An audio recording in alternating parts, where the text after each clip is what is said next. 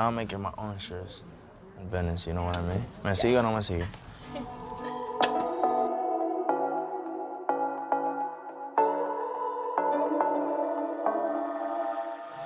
What's up, guys? For Complex News, I'm Natasha Martinez. We outside today. We are here at Venice Beach, ready to meet up with Latin Grammy Award-winning and multi-platinum selling artist Jhay Cortez. Now, if you hadn't heard of him over the last decade of him being one of the top writers and producers in reggaeton, then you have definitely heard his part on what came to be the world's biggest song in 2020, Bad Bunny's Daquiti. Now Jhay is ready to release his sophomore album, Timelezz, solidifying his place as the next generation of Latin superstars. Typically, Jhay is used to more Puerto Rico, Miami vibes, but we're doing our best here on the West Coast, so let's get it going.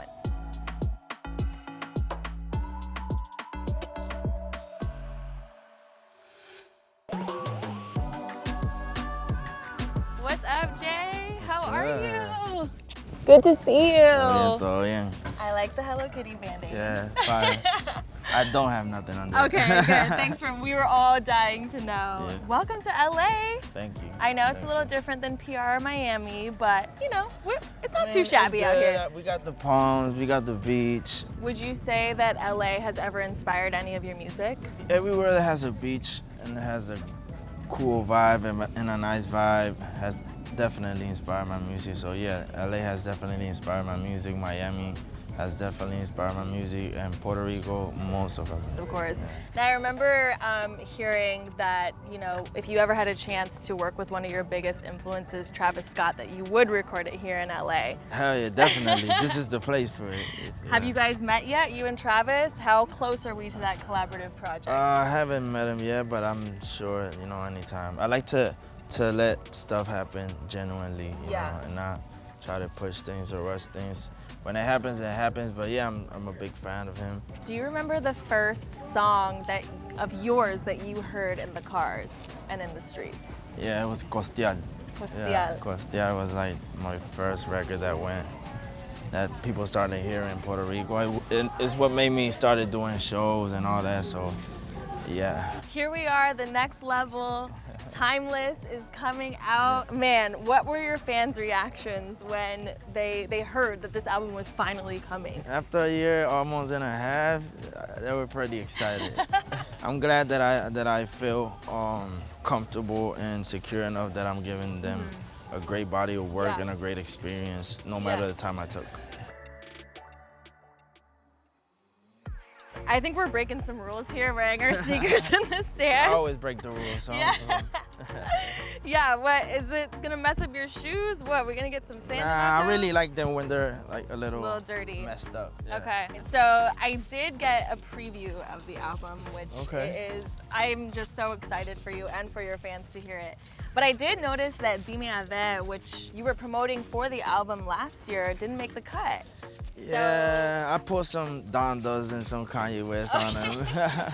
It was a good track, but it didn't finish coming out with the whole color and the whole flow of the album and the concept. So, and it like saved another space to put a song that really went with the album. Like 17 was a number I really wanted to stick with for this album. In your words, because no one knows this album more than you do, how would you describe Timelezz?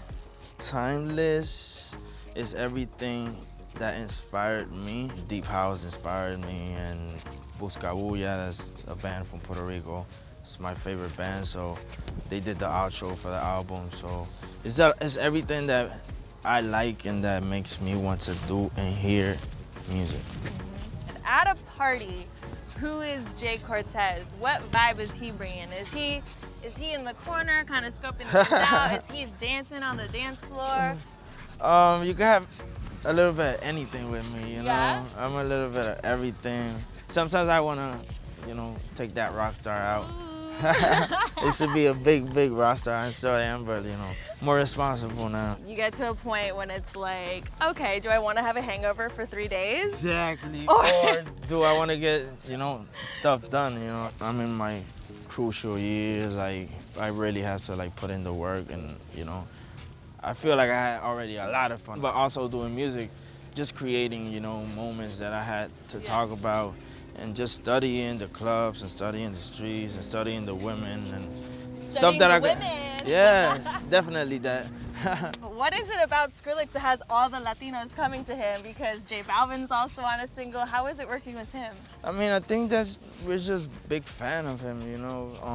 I saw Skrillex as a extraterrestrial UFO before. I was like, I'm never gonna get to that level of music, but you know, so being able to like co-produce something with him for me was like, you know, that was really a dream come true, and that was really a motivation for me, because even things like having David Guetta remix Daggity, all these things really, you know, it made me believe more in myself, you know. I'm like, I could do it. Is this EDM house the next wave of the Latin genre, would you say? I mean, it's part of the wave. It's just the good thing about reggaeton and the urban scene is that it has a lot of different types of waves. You could get on the wave you want, you know. And I love EDM. I love like deep house. So it was really like a homework for me, mixing these two things and getting it to work. Now, I did see a conversation that was out there about you as an artist and whether or not you were more known for your collaborations rather than as, you know, your solo project. So what's your opinion on that conversation, especially given since collaborating is such a big part of reggaeton culture? Yeah, I mean, I came to a level where I don't pay attention to what people say, because people are always gonna say anything, you know. First they say like he hasn't had a hit song, and then when you had a hit song, he says he doesn't have hit songs with other artists, and then you have hit songs with other artists, and they, you know, they're always gonna look for something to say. So I just, you know, try to do the best work I can. And most of these songs is not like, you know, I just don't go to the artist and with a gun and be like, yo, put a verse on that song, please, right now, you know. Right now, you know, it's all if they want to, and if they feel comfortable, and you know, it's not my fault. Like artists feel comfortable and kill these songs, Hey, you know.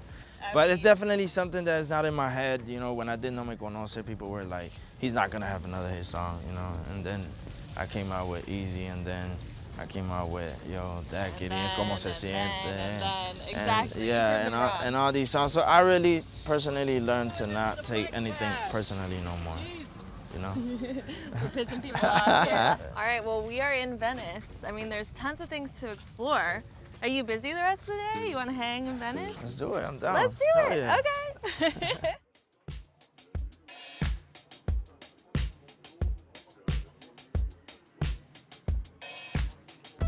You did a video with us in New York. You were at this high-end streetwear store here on the West Coast. That was fun. We're taking you to a classic Venice shop. Were you always into style? Always, all my life, obviously, we all start looking like I know. I mean, I was gonna say like a great value version of what you're gonna be, but yeah. So you never had that like 11-year-old awkward style phase? Hell yeah. Like, yeah, for a couple of years. I remember my worst outfit was like Skechers with like a Roxy sweatshirt. My worst outfit and cargo pants. was like it's really bad. Echo, big Echo, you know, Oh suits, you know. The big baggy suits. With the filas. Okay. Were you sagging the pants? Yeah, always. Okay. Till like 3 years ago. Got some more Nipsey shirts over here. Definitely buy one from here. Are you into cartoons? Do you like Rick I and like Morty? Dragon Ball Z. Vegeta's my favorite. So into anime. Yeah. Does that anime influence ever cross over into your music? Yeah. At all? Actually, in this album, there's a lot of anime.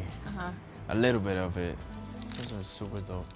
Yeah. I need a DMX one, definitely. I want this one. Okay. And this one. Make your own shirt? Yeah. Come up. Oh, you got it? Yes, sir. Oh, see, this is something Oh, real quick. wow. All right. Come up, I'll let you press it yourself. Oh, yeah. Bring it down. Yes. Uno. Beep, beep, beep, beep, beep.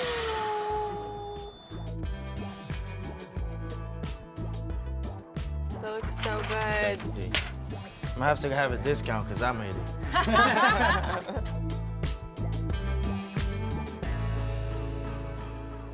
Jay, welcome to my rooftop. I wish it was actually mine. But it's actually it has a good view, and I love the beach and I love a good view, so Right? it definitely feels at home. You know, on your come up, you had a lot of cosigns early on that really just helped prepare your career even more. So for a producer turning into an artist, how important are cosigns like that in terms of longevity after the cosign? It's like a stigma, like if you're a writer or a producer, you can't be an artist. And really there's not a lot of them, you know, so I always like to support that, and I used to work on it every day. Like I try to separate my flow from other things I used to like give for other people, you know, and produce for other people, so I never had, you know, other people sounding like me, you know, Yeah. and I've always had my color and my style. Do you feel pressure when people like Balvin or Bad Bunny were like really backing you up in order to be like, okay, like this is for a reason? I didn't feel pressure. I felt a lot of support, and it really made me believe more in myself, you know. I said, like, if they believe in me and they would believe in my art, then why wouldn't I believe in me, you know? And I always had the vision, and they saw it, you know, and it was really more of me giving back to their support and their vision, you know, and not letting them down. When you were growing up in New Jersey, you talked about some of your influences being 50 Cent and Eminem. Yeah. Do you remember what it was about them as American artists that inspired you? They were really genuine, you know, and it was the complete pack, you know. I loved their visuals, I loved their music, it was like everything, the concept they had and the quality of the music, and just the way they did everything, you know. They did movies, they did like soundtrack with the movies, the albums, the tours. My dream was always to be a superstar, not to only just be an artist or a producer that just did something for 2 years and then didn't do anything else with it, Yeah. you know? Well, you're well on your way. You're already superstar, Thank you. so definitely following in their Yeah. path. You talked when you released one of your debut singles, No Me Conoce, you were like, I wasn't so sure that I liked it until you got that feedback.